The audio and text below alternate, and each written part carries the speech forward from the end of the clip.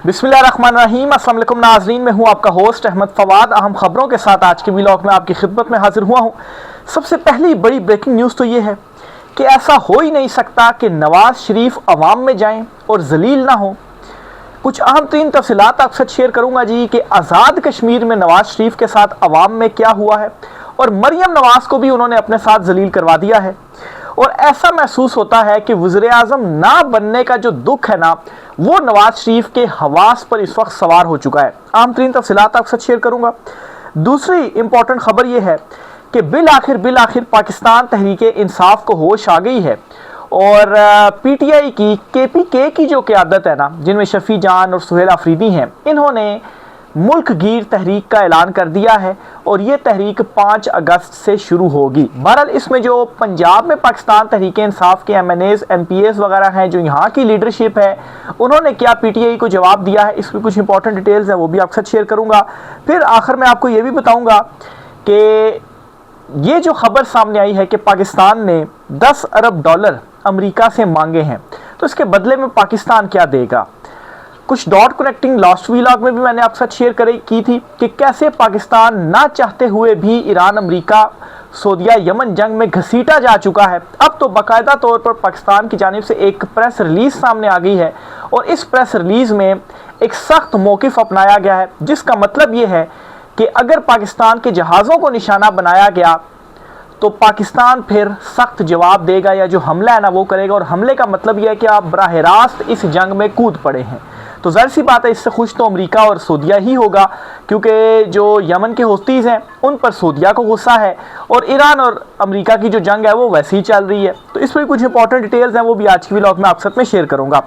सबसे पहले जी पहली बड़ी ब्रेकिंग न्यूज़ की जानिब बढ़ते हैं और ख़बर यह है कि ऐसा हो ही नहीं सकता कि नवाज़ शरीफ अवाम में जाएँ और जलील ना हो।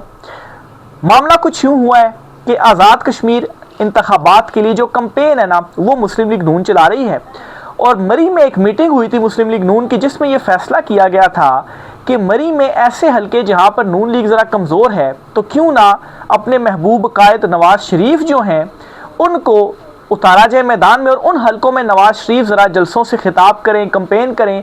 तो उससे क्या असर होगा कि जो अवाम है ना वो नून लीग के हक में वोट करेगी। तो इस सोच से नवाज शरीफ को मैदान में उतारा गया, लेकिन हुआ उसका कुछ बरअक्स ही है। बरअक्स ये हुआ है कि नवाज शरीफ के मैदान में आने से मेरे ख्याल से जो कुछ वोटर थे भी ना, वो भी भाग जाएंगे, वो भी नहीं देंगे। जलसा किया गया नून लीग की जानिब से आज़ाद कश्मीर में और असल में नाम तो इसको जलसा दिया गया, लेकिन ये जलसी थी और वो भी छोटी सी जलसी थी। 2000 लोग, अगर आप फुटेज देखें सोशल मीडिया पर मौजूद हैं, 2000 लोग भी इसमें बमुश्किल जो है वो आए थे, जिनसे नवाज शरीफ जो खिताब है ना वो कर रहे थे। और अपने खिताब में एक मरतबा फिर से उन्होंने ख्वाहिश का इजहार किया कि मुझे वज़ीर-ए-आज़म अगर आज़ाद कश्मीर का बना दिया जाए। अब देखें, पता नहीं, ये दुख तो है ना नवाज शरीफ को कि उन्हें बुलाया गया, वो वापस आए, डील ये हुई थी जी कि मैं वज़ीर-ए-आज़म बनूंगा और पूरी अखबारों में एक दिन पहले वज़ीर-ए-आज़म नवाज शरीफ के इश्तिहारात जो है वो भी छप गए। लेकिन फिर उसके बाद पता चला कि हुकूमत तो शहबाज शरीफ जो है वो वज़ीर-ए-आज़म बन गया। तो इस चीज़ का दुख तो है। तो अब ये जो दुख है ना, अंदर ही अंदर से इतना ज़्यादा खाया जा रहा है कि उस कैंपेन के दौरान भी वो ये बात कर रहे हैं जी कि मुझे वज़ीर-ए-आज़म बना दे, कम से कम आज़ाद कश्मीर के ही वज़ीर-ए-आज़म बना दें। चलें, कब नाम के साथ वज़ीर-ए-आज़म तो लग जाएगा ना। तो ये इस वक्त इनकी हालत है। बजाय इसके कि दीगर मामलात के ऊपर बात की जाए, कोई अमली एक्शंस लिए जाएँ। तेल की कीमतें रोज़ाना की बुनियादों पर ये बढ़ा रहे हैं। जो पेट्रोल पंप मालकान एसोसिएशन वगैरह है, उनसे उन्होंने ऐलान किया हुआ है कि हम जो है वो हड़ताल पर जा रहे हैं, हम पेट्रोल ही नहीं बेचेंगे, आपने हमारा मार्जिन कम रखा हुआ है। और रोज़ाना की बुनियाद पर कीमतें बढ़ भी रही हैं। पहले इन्होंने कुछ कीमत बढ़ाई और कल जो है वो फिर नोटिफिकेशन जारी कर दिया, पेट्रोल की जो कीमत है वो बढ़ा दी है। बाकी जो मुल्क में महंगाई, बेरोज़गारी बढ़ती जा रही है, आलमी सतह पर जो हालात हैं, लेकिन इनको ये दुख खाया जा रहा है और इनके हवास पर ये सवार हो चुका है कि मैंने वज़ीर-ए-आज़म असल में बनना था। दूसरी तरफ मरियम नवाज़ मुसीबत में इस तरह से फंस गई हैं कि चूँकि वो वज़ीर-ए-आला पंजाब की चुनतखी भी सही, लेकिन ये तकरीर नहीं कर सकती थी और ये इन्होंने खिलाफ वर्जी की है इलेक्शन एक्ट की। जो इस वक्त कुछ चीज़ें रिपोर्ट हो रही हैं, जो आज़ाद कश्मीर में उन्होंने जलसा किया है, तो बतौर वज़ीर-ए-आला आप वहाँ पर तकरीर नहीं कर सकते थे। तो इस पर क्या election commission of Pakistan notice लेगा, उनको तलब करेगा उनको बुलाएगा, क्या उनके खिलाफ जो कार्रवाई है वो करेगा? तो इसका जवाब यह है कि बिल्कुल ऐसा नहीं होगा, क्योंकि जो नोटिस है ना, ये सिर्फ इमरान खान साहब की बहनों के लिए रखे गए हैं, जिन्हें बुला लिया जाता है, तलबियाँ कर ली जाती हैं, नोटिस जारी कर दिए जाते हैं, या ये इमरान खान या इमरान खान साहब की पार्टी जो है उनके लिए होता है कि उनको नाअहल कर दें। इनके लिए ये नहीं होगा। आप देखें कल का वो तकरीर उन्होंने की हुई, अभी तक इलेक्शन कमीशन ने क्या एक्शन लिया है? फौरी एक्शन लेना चाहिए था, लेकिन कोई एक्शन नहीं हुआ, और ना ही आप भूल जाएंगे कोई एक्शन होगा। बिलफर्ज दिखावे के लिए कोई नोटिस ले भी लिया जाता है ना, नोटिस जारी भी कर दिया जाता है, तो फिर आगे एक्शन जो है वो कोई नहीं होना। अगली खबर आपके साथ शेयर करता चलूँ। पाकिस्तान तहरीक इंसाफ ने बिल आखिर इनको होश आया है और इन्होंने मुल्क गीर तहरीक का ऐलान कर दिया है। अब ये एक अलहदा बात है, इस पर भी हम जायज़ा लेंगे कि इनकी ये जो तहरीक है या ये जो इन्होंने ऐलान किया है, क्या ये पहले वाले ऐलानात की तरह ही होगा? क्योंकि पहले भी इन्होंने स्ट्रीट मूवमेंट का कहा था, क्या ये इसमें संजीदा है भी या नहीं? बहरहाल इसका हम जायज़ा लेते हैं। पहले आपको बताऊँ कि PTI ने बिल आखिर ऐलान कर दिया है, तहरीक का ये आगाज़ करने जा रहे हैं और ये अगस्त में तहरीक का आगाज़ करेंगे। मैंने कल भी आपको एक ख़बर दी थी और उसकी तस्दीक आज खुद PTI ने भी कर दी है कि पाकिस्तान तहरीक इंसाफ और मौलाना फजल रहमान जो हैं, ये दोनों मिलकर एक बड़ी तहरीक चलाएंगे। मौलाना फजल रहमान इस तरह से करेंगे कि वो कन्वेंशन वगैरह इसी तरह से टक टुक उनका लगा रहेगा, सड़कों पर वो नहीं आएंगे, लेकिन कन्वेंशन से खिताब वगैरह वो करते रहेंगे और सख्त तकरीरें उनकी जारी रहेंगी। PTI ने मुल्क गीर तहरीक का आगाज़ कर दिया है और इसमें मौलाना फजल रहमान जो हैं उनको भी वो साथ मिलाएंगे। अब इसमें पहला तो ऐलान PTI ने ये किया है कि KPK में जो इमरान खान स्टेडियम है, क्रिकेट स्टेडियम है, इसमें वो जलसा करने जा रहे हैं और 5 अगस्त को ये पाकिस्तान तहरीक इंसाफ का जो जलसा है ना वो होगा। इसके बाद फिर मुल्क गीर जो तहरीक है वो चलेगी। ज़ाहिर सी बात है, मुल्क गीर तहरीक का मतलब ये है कि फिर पूरे मुल्क में आप जो जलसे हैं ना वो करेंगे। बहरहाल PTI पंजाब के हवाले से आपको ख़बर दे रहा हूँ, वो ये कहते हैं जी कि आप अगर जलसे करते हैं, तहरीक चलाते हैं, तो ये आप KP तक ही महदूद रखें। अगर आप ये KP तक महदूद रखते हैं तो हम भी KP आ जाएंगे, लेकिन पंजाब में ऐसा हम नहीं करेंगे। क्यों नहीं करेंगे? ज़ाहिर सी बात है, पता है अगर हमने किया तो फिर उठा के ले जाएंगे, हम कर ही नहीं सकते हैं। पहले क्या कुछ नहीं हुआ पंजाब में? तो ये जी जो इस वक्त PTI के कुछ करता धरता हैं पंजाब में, उनकी जानिब से जो पैगाम है ना वो भेज दिया गया है और ये कहा गया जी कि हम किसी सुनसान जगह के ऊपर कोई 20 लोग हम इकट्ठे करके एक टिकटॉक जो वीडियो है वो बना सकते हैं, इससे ज़्यादा हम कुछ नहीं कर सकते। तो इससे जी आप ज़रा संजीदगी का भी आलम देख लें कि वो लोग जो इमरान खान के नाम पर उन्होंने वोट लिया, नहीं तो उन्हें किसी ने पूछना भी नहीं था। इमरान खान के नाम के ऊपर वोट लेकर ये असेंबलियों में आए हैं और अडयाला जेल के बाहर तो वैसे ही नहीं जाते हैं, बहनों के साथ वैसे ही खड़े नहीं होते और ये आप पैगाम दे रहे हैं जी हम हमारी तरफ से हैंड्स अप हम नहीं करते, KP में करेंगे तो शायद हम आ जाएँ, वैसे हम नहीं आएंगे। दूसरी तरफ सुहेल आफरीदी का अगर माजी का ट्रैक रिकॉर्ड देखा जाए तो उन्होंने ऐलानात बहुत सारे कर रखे हैं, लेकिन उनमें से कोई भी उन्होंने पूरा नहीं किया। अब एक मरतबा फिर से शफ़ी जान है, KP हुकूमत के हैं, वो का हिस्सा हैं, उन्होंने ये ऐलान किया है जी कि 5 अगस्त से जो एक जलसा है वो करेंगे और फिर उसके बाद तहरीक का जो ऐलान है ना जी वो भी डिसाइड कर रहे हैं, वो भी किया जाएगा। उसका जो आगाज़ है वो भी 5 अगस्त से हो जाएगा, उस जलसे से ही वो हो जाएगा। तो अब इसमें ये कितने ज़्यादा संजीदा है। अगर PTI पंजाब ने जवाब दे दिया तो फिर ऐसा ही लगता है कि KPK की हद तक शायद ये कुछ थोड़ा बहुत कर लें, ज़्यादा ये ना कर पाएँ। लेकिन दूसरी तरफ अलीमा खान साहबा जो है वो निकली हुई हैं, वो कल भी अडयाला जेल के बाहर गई, मुलाकात नहीं होने दी गई इमरान खान साहब से। 7-8 महीने हो गए हैं, इमरान खान साहब से फैमिली की मुलाकात नहीं करवाई जा रही।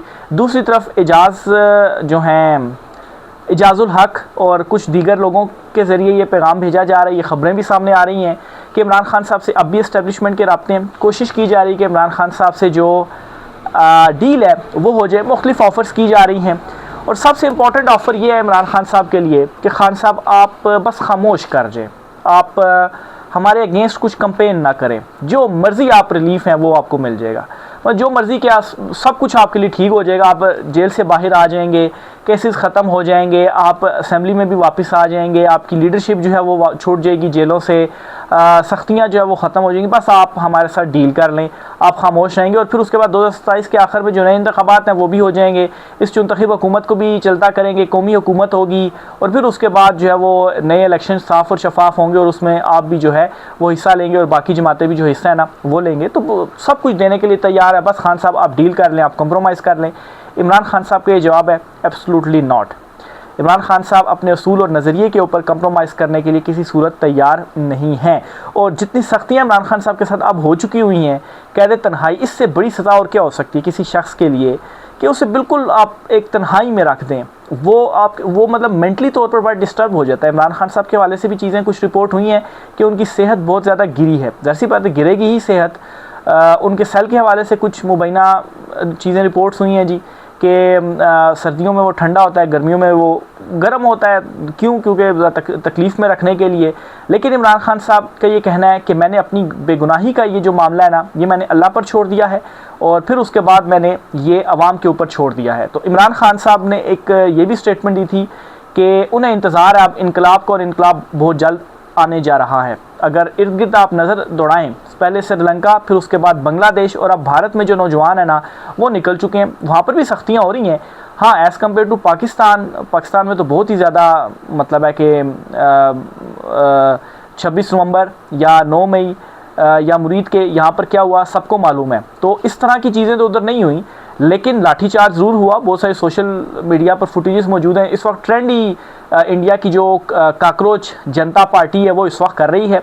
देख लें, नौजवान निकले हुए हैं। एक पेपर लीक से मामला निकला था, वो अपने मुतालबात लेके निकले हुए हैं। वो कहते हैं जी 3 बुनियादी मुतालबात हैं। एक वो कहते हैं जी कि जो एजुकेशन मिनिस्टर हैं वो इस्तीफ़ा दे दें। दूसरा कोई उनके साइंसदान हैं, उन्हें उन्होंने कहा है जी कि रिलीज़ करने का कहा। और तीसरी एक और उनका जो है वो मुतालबा है। तो ये जी मुतालबे पूरे किए जाएं, अदरवाइज़ वो नहीं पीछे हटेंगे। और पार्लियामेंट के बाहर पहुँच कर उन्होंने दिखाया, और लाखों की तादाद में वहाँ पर जो लोग हैं वो मौजूद हैं।